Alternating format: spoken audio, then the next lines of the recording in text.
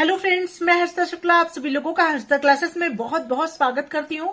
Friends, आज मैं UP DElEd third semester के गणित विषय का महा मैराथन क्लास लेकर के हाजिर हुई हूँ। इस वीडियो के अंतर्गत मैं सबसे महत्वपूर्ण प्रश्नों को सम्मिलित की हूँ, जहां से प्रश्न परीक्षा में पूछे जाने की पूरी संभावना है। तो पूरी वीडियो आप लोग अंत तक देखें, एक भी क्वेश्चन को स्किप नहीं करें और बहुत ही आसान शब्दों में आप लोगों को एक एक कठिन प्रश्नों को मैं क्लियर कराने वाली हूँ। फ्रेंड्स, आज के बाद से जो कठिन प्रश्न है वो भी आप लोग को बिल्कुल आसान लगने वाले हैं। तो चलिए फ्रेंड्स, आप लोगों का ज्यादा समय न लेते हुए स्टार्ट करते हैं। पहला क्वेश्चन लिया है, एक ईंट की लंबाई, चौड़ाई और मोटाई क्रमशः 25 सेंटीमीटर, 10 सेंटीमीटर व 7.5 सेंटीमीटर है। एक 5 मीटर लंबी, 3.5 मीटर ऊंची व 33 सेंटीमीटर मोटी दीवार बनाने में कितनी ईंटें लगेंगी। ठीक है फ्रेंड्स, आपको क्या दिया गया है, यहाँ पे एक ईंट की लंबाई, चौड़ाई और मोटाई दी गई है। ठीक है, जो क्रमशः इतना, इतना और इतना है। और आपसे बोला गया है कि एक जो है आपको ऐसी दीवार तैयार करनी है जो कि 5 मीटर लंबी, 3.5 मीटर ऊंची हो और 33 सेंटीमीटर जो है मोटी हो। ऐसी दीवार जो है बनाने में कितनी ईंटें लगेंगी। ठीक है, तो फ्रेंड्स इसको कैसे सॉल्व करेंगे, सबसे पहले आप ईंट का लिख लीजिए कि ईंट की लंबाई आपको क्या दी गई है। ईंट की लंबाई आपको दी गई है, ईंट की लंबाई कितनी दी गई है आपको, 25 सेंटीमीटर। ठीक है, 25 सेंटीमीटर आपको दी गई है। ईंट की लंबाई कितनी दी गई है, 25 सेंटीमीटर दी गई है। ईंट की चौड़ाई कितनी दी गई है फ्रेंड्स, ईंट की चौड़ाई आपको दी गई है, कितनी दी गई है, 10 सेंटीमीटर यानी 10 सेंटीमीटर आपको दी गई है। ईंट की क्या दी गई है, मोटाई आपको दी गई है, मोटाई आपको दी गई है 7.5 सेंटीमीटर। सभी चीजें आपको सेंटीमीटर में दी गई हैं, इसमें आप लोगों को कुछ नहीं करना होगा। आप क्या करेंगे, एक ईंट का आयतन आप निकाल लीजिए। एक ईंट का आयतन बराबर हो जाएगा फ्रेंड्स लंबाई गुणे चौड़ाई और गुणे मोटाई। ठीक है, तो यहाँ पे हो जाएगा फ्रेंड्स, लंबाई कितना है, 25 सेंटीमीटर है, चौड़ाई है 10 सेंटीमीटर और मोटाई है 7.5 सेंटीमीटर। ठीक है फ्रेंड्स, तो इतना होप आप लोग को समझ में आ गया होगा। अब आपको क्या करना है कि एक 5 मीटर लंबी, 3.5 मीटर ऊंची तथा 33 सेंटीमीटर मोटी दीवार बनाने में कितनी ईंटें लगेंगी। अब फ्रेंड्स दीवार का देख लीजिए, दीवार की लंबाई कितनी दी गई है आपको, दीवार की लंबाई आपको दी गई है बराबर 5 मीटर और 1 मीटर में कितना सेंटीमीटर होता है। चूंकि ये भी आपका सेंटीमीटर है तो आपको क्या करना होगा, ये भी आपको सेंटीमीटर में ही करना होगा। 5 मीटर में कितना सेंटीमीटर होगा, 5 × 100 इज इक्वल टू 500 सेंटीमीटर हो जाएगा। ठीक है, और ऊंचाई कितनी है, लंबी 5 मीटर है, ऊंची कितनी है, 3.5 मीटर है। तो ऊंचाई हो जाएगा फ्रेंड्स, ऊंचाई बराबर हो जाएगा 3.5 मीटर है। इसको जब आप सेंटीमीटर में चेंज करेंगे तो 3.5 में 100 से आप मल्टीप्लाई करेंगे और जब आप 100 से मल्टीप्लाई करेंगे तो ये हो जाएगा 350 सेंटीमीटर। होप आप लोगों को ये प्रश्न भी इस तरह से करना समझ में आ रहा होगा, इतना समझ में आ रहा होगा अच्छे से। अब नेक्स्ट क्या प्रोसेस अपनाएंगे फ्रेंड्स, अब आपने देखा लंबाई आपने निकाल लिया, ऊंचाई आपने निकाल लिया। अब क्या दिया गया है यहाँ पे, 33 सेंटीमीटर मोटी दीवार। तो मोटाई कितनी दी गई है, मोटाई तो आपको 33 सेंटीमीटर दी गई है और चूंकि मोटाई जो है वो जो आप चाहते हैं उसी में आपको दे दिया गया है। आप यहाँ पे सेंटीमीटर में चेंज किए तब मिला है, यहाँ पे आपको सेंटीमीटर में दिया ही गया है। ठीक है, तो आपको कुछ भी चेंज नहीं करना पड़ेगा। अब आपको क्या निकालना है, क्वेश्चन पर आते हैं। दिया गया है कि कितनी ईंटें लगेंगी, तो मेन मुद्दा क्या है, ईंट बताना कि कितनी ईंटें लगेंगी, इतनी बड़ी दीवार बनाने में कितनी ईंटें लगेंगी, जबकि एक ईंट का इतना है। ठीक है। अब क्या करेंगे फ्रेंड्स, समझ लीजिए कैसे निकालेंगे, बहुत ही आसान है। ठीक है, ईंटों की संख्या बताना। और फ्रेंड्स यहां पे लिखेंगे ईंटों की संख्या, ईंटों की संख्या बराबर दीवार का आयतन, ठीक है, दीवार का आयतन अपॉन एक ईंट का आयतन। ठीक है, दीवार का आयतन अपॉन एक ईंट का आयतन। अब क्या हो जाएगा फ्रेंड्स, यहाँ पे दीवार का आयतन क्या हो जाएगा, यहाँ पे एक चीज और ध्यान दीजिएगा, लंबाई चौड़ाई मोटाई, लंबाई ऊंचाई मोटाई आपको पता है दीवार का। अब दीवार का आयतन आपका कितना हो जाएगा, यहाँ पे देखिए दीवार का आयतन बराबर हो जाएगा, ये वाला स्टेप हमने हटा दिया था तो यहाँ पे मैं करके बता दे रही हूँ, इसके बाद ये करेंगे। ठीक है, दीवार का आयतन कितना हो जाएगा, लंबाई चौड़ाई और मोटाई, मतलब L into B into H ही तो होता है। L कितना है 500, B कितना है 350, H कितना है 33 सेंटीमीटर। ठीक है, अब यहाँ पे आपको दिया गया है फ्रेंड्स, ईंटों की संख्या बराबर हो जाएगी दीवार का आयतन अपॉन एक ईंट का आयतन। ठीक है, यही तो दिया गया है। अब दीवार का आयतन कितना हो जाएगा, L into B into H, मतलब 500 मल्टीप्लाई 350 मल्टीप्लाई 33। एक ईंट का आयतन बराबर कितना हो जाएगा, एक ईंट का आयतन हो जाएगा आपका कितना दिया गया है 25 मल्टीप्लाई 10 मल्टीप्लाई 7.5।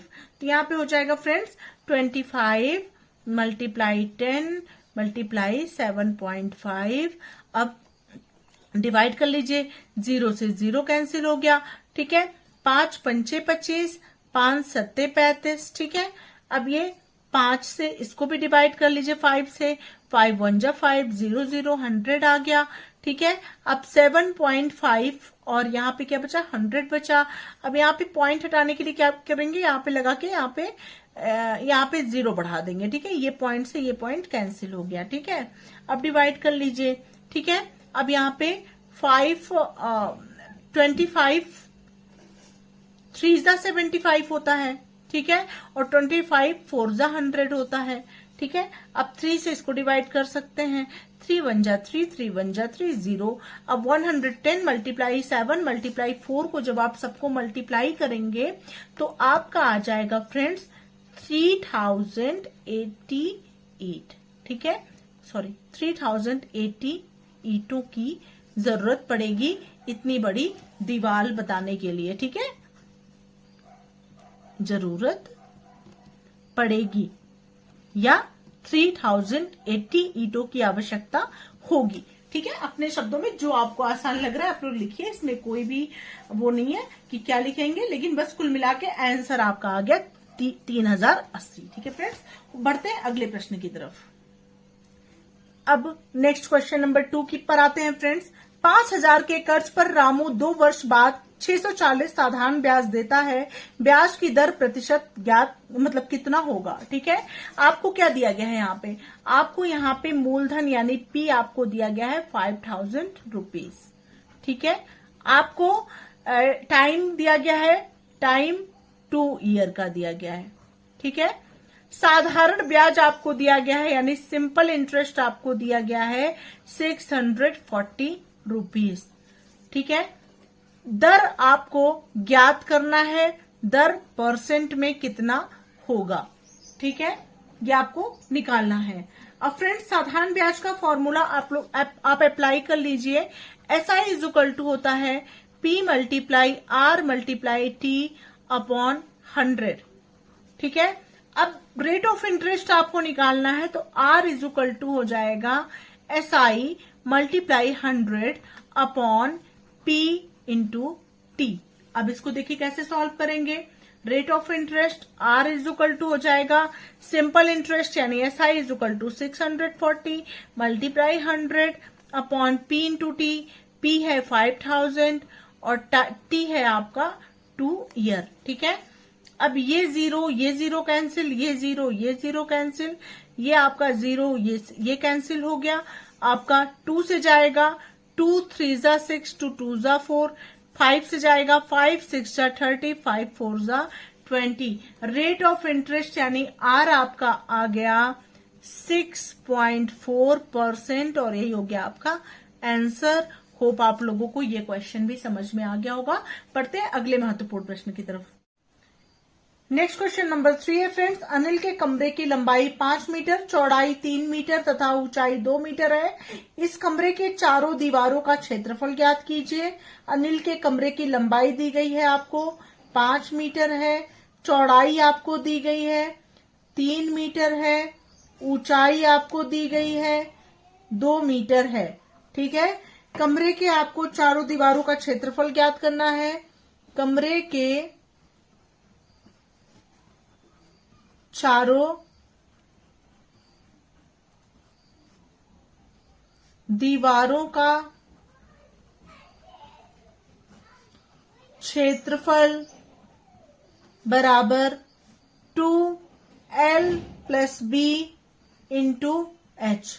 ठीक है, तो यहां पे हो जाएगा 2L की जगह हो जाएगा 5 + B 3 इंटू H बराबर हो जाएगा 2। तो यहां पे हो जाएगा 2 into 8 into 2 equal to 32 metre square. Hope आप लोगों को ये क्वेश्चन भी समझ में आ गया होगा। बढ़ते हैं अगले महत्वपूर्ण प्रश्न की तरफ। नेक्स्ट क्वेश्चन नंबर 4 है, एक घनाकार ठोस का आयतन 125 घन सेंटीमीटर है, उसका पृष्ठ एवं विकर्ण ज्ञात कीजिए। तो घन की कोर आपको दी गई है फ्रेंड्स, घन की कोर मान लीजिए, क्या घन की भुजा मान लीजिए। घन की भुजा बराबर a है, आयतन आपको दिया गया है 125 घन सेंटीमीटर। ठीक है, आयतन बराबर होता है फ्रेंड्स, आयतन बराबर होता है भुजा का क्यूब बराबर a क्यूब बराबर आपको दिया गया है 125, तो a बराबर दिया गया है क्यूब रूट 125 और a की वैल्यू आपको दी गई है यहाँ पे a इक्वल टू हो जाएगा 5। ठीक है, तो भुजा क्या हो गई 5 सेंटीमीटर। ठीक है, अब आपको क्या ज्ञात करना है, घन का पृष्ठ तथा घन का विकर्ण ज्ञात करना है। घन का पृष्ठ बराबर हो जाएगा, घन का पृष्ठ का फॉर्मूला होता है, घन के पृष्ठ का फॉर्मूला होता है इक्वल टू 6a² बराबर 6 × 5 का स्क्वायर बराबर 6 × 25 और 25 6 आपका हो जाएगा 150 सेंटीमीटर स्क्वायर। ठीक है, अब घन का विकर्ण क्या हो जाएगा, घन का विकर्ण होता है, घन का विकर्ण बराबर होता है भुजा रूट 3। ठीक है, तो भुजा कितनी हो जाएगी, भुजा है आपकी घन की 5 और रूट 3, यही सेंटीमीटर, यही हो जाएगा आपका आंसर घन का विकर्ण का। होप आप लोग को ये क्वेश्चन भी समझ में आ गया होगा। बढ़ते हैं अगले महत्वपूर्ण प्रश्न की तरफ। नेक्स्ट क्वेश्चन नंबर 5 है फ्रेंड्स, प्रतियोगिता में गोला फेंक के लिए जो गोला प्रयोग में लिया गया उसका पृष्ठीय क्षेत्रफल 616 सेंटीमीटर स्क्वायर है। इस गोले का आयतन ज्ञात कीजिए। आपको मैं बता दूं, गोले के पृष्ठीय क्षेत्रफल का फॉर्मूला होता है 4πr²। गोले के पृष्ठीय क्षेत्रफल इक्वल टू 616 सेंटीमीटर स्क्वायर दिया गया है आपको क्वेश्चन में। ठीक है, और पृष्ठीय क्षेत्रफल का फॉर्मूला होता है 4πr² equal to 616 centimetre square. ठीक है, अब यहाँ पे क्या करेंगे, 4 × 22/7 इंटू r² इक्वल टू 616। ठीक है, r² बराबर क्या हो जाएगा, r² इक्वल टू 616 × 7/4 इंटू 22। ठीक है, अब डिवाइड कर दीजिए 2 से, 2 3 जा 6, 0 2 8 जा 16, 2 1 जा 2, 2 1 जा 2। ठीक है, अब किससे जाएगा ये, 2 से जाएगा 2 2 जा 4, 2 1 जा 2, 2 5 जा 10, 2 4 जा 8, 2 से जाएगा 2 7 जा 14, 1 15, 2 7 जा 14, ठीक है। अब 11 से 77, 11 7 जा 77, अब ये हो जाएगा r square is equal to 7 into 7, r is equal to हो जाएगा अंडर रूट 7 इंटू 7, तो r इज इक्वल टू हो जाएगा 7 सेंटीमीटर। ये हो जाएगा आपका आंसर, ठीक है। अब ये r की वैल्यू आ गई। अब आपको क्या ज्ञात करना है? आपको ज्ञात करना है, इसमें निकालना है आपको गोले का आयतन। गोले के आयतन का क्या फॉर्मूला होता है ये भी लर्न कर लीजिए, बहुत इंपॉर्टेंट है। गोले का आयतन बराबर होता है 4/3 पाई r क्यूब, ठीक है। अब इसको सॉल्व कर लीजिए, is equal to 4/3 into 22/7 into 7 into 7 into 7, क्योंकि r की वैल्यू आपको 7 दी गई है, ठीक है। अब 7 से 7 को आप डिवाइड करेंगे, ठीक है। अब क्या होगा यहाँ पे देखिए, अब इसको जब आप डिवाइड और मल्टीप्लाई करेंगे तो ये आ जाएगा 1437.33 घन सेंटीमीटर या सेंटीमीटर क्यूब आ जाएगा। होप आप लोगों को ये क्वेश्चन भी समझ में आ गया होगा। फॉर्मूले आप लोग बिल्कुल याद करते चलिए क्वेश्चन के साथ साथ, क्योंकि फॉर्मूले आपको याद रहेंगे तो आप लोग निश्चित रूप से हर प्रश्न को आसानी से सॉल्व कर पाएंगे। बढ़ते हैं अगले प्रश्न की तरफ।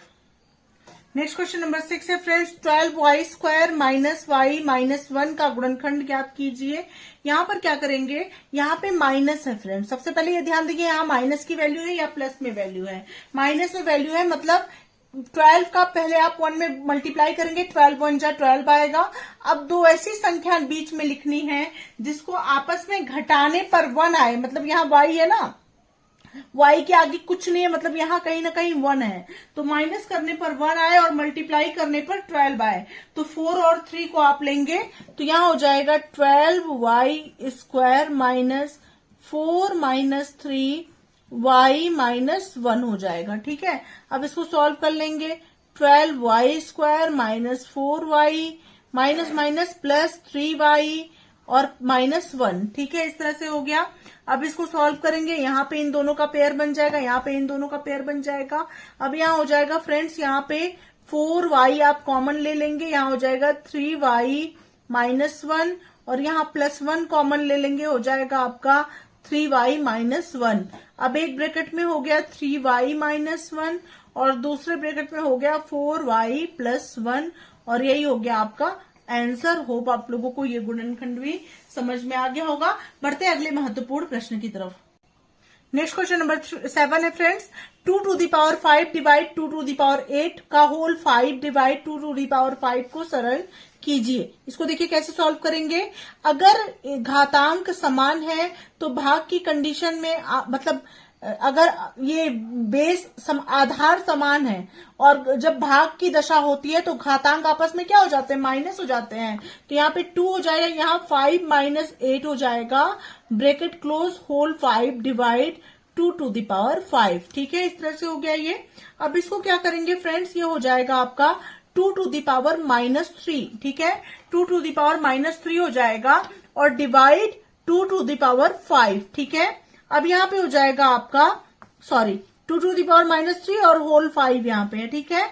अब यहाँ पे क्या हो जाएगा, 2 टू दी पावर क्या हो जाएगा, माइनस का 15 और डिवाइड 2 टू दी पावर 5 हो गया आपका, ठीक है। अब इसको सॉल्व करेंगे तो ये हो जाएगा 2 टू दी पावर माइनस 15 और डिवाइड 2 टू दी पावर 5 है, तो यहाँ भाग की कंडीशन में क्या हो जाएंगे, घातांक आपस में घट जाते हैं, तो -5 हो गया, ये हो गया 2 टू दी पावर माइनस 20 या, ठीक है, तो यही हो जाएगा आपका, ठीक है, तो ये हो जाएगा आपका answer, 2 to the power minus 20 आपका आंसर आ गया।